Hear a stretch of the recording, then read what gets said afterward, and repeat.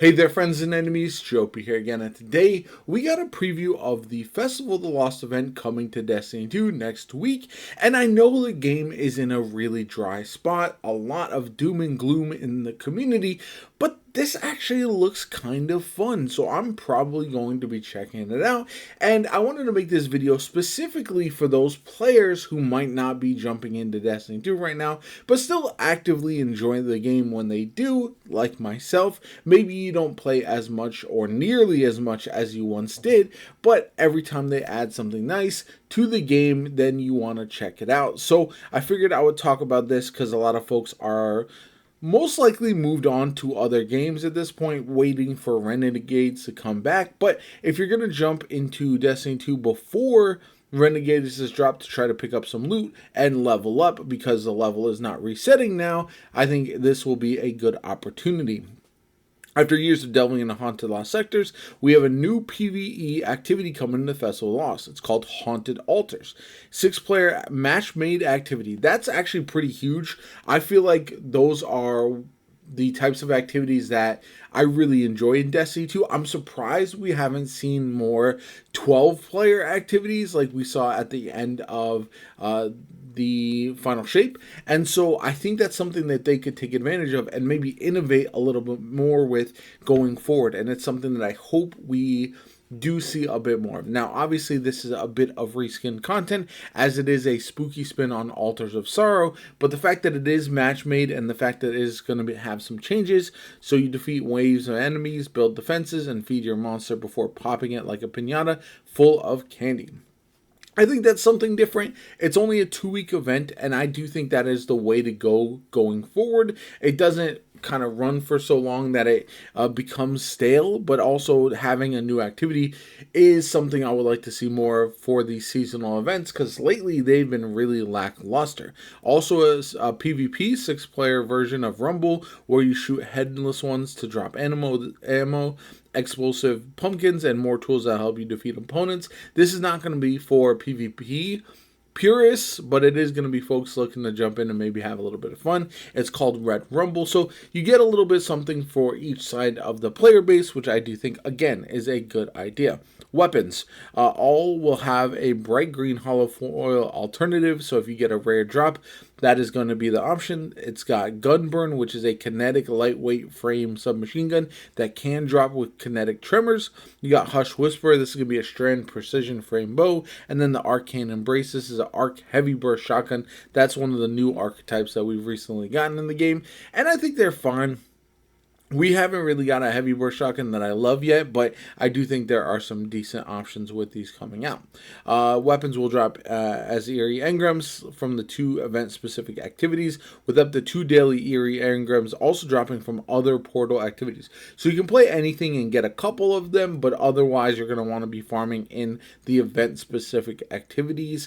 You can also buy them with candy, of course, in the event home, with some of them as part of the event rank rewards and the event shop as well.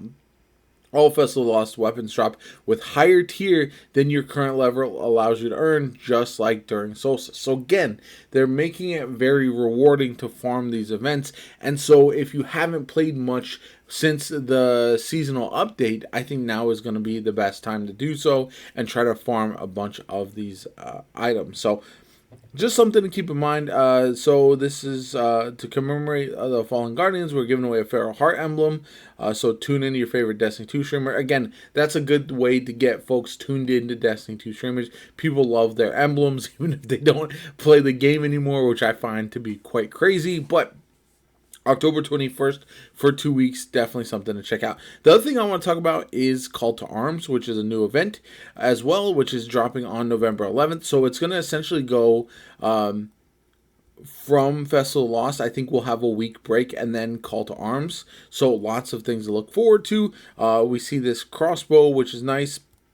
Event weapons attainable via Devrim's weapon. Attunement is a submersion combat bow, romantic death, grenade launcher, folded root rocket launcher, ribbon tail trace rifle, Synacia sword, the Fonutria Farah hand cannon, and the Trakinus shotgun. So the bow is actually this right here, the crossbow, which again, they're fine. I think they're an interesting archetype, but not really for me as much. Additionally, as you thank the last city for your efforts, Devrim has arranged for new cutting-edge procurements to be delivered to those who participate. Cutting-edge procurements contain a random assortment of new Season 28. So that's the Renegades seasonal items. So again, with Destiny 2 being in such a rough spot, it does seem like they are pulling out all the stops, which is something that probably should have happened a long time ago.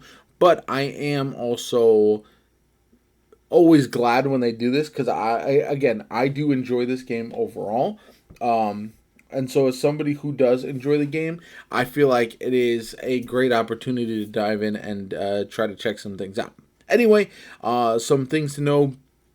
All players can earn exclusive cosmetics, such as new exotic weapon ornament for new Malpace, which is the new one for the season that's in the event ranks as well. Also unlock Sparrow Ship, Ghost Shell, Shader, Finisher, and Holofoil weapons for those who want to push the limits of their build and skill. Guardians will also be able to go head-to-head and compete for exclusive Universal Helmet ornament, among other prestigious prizes.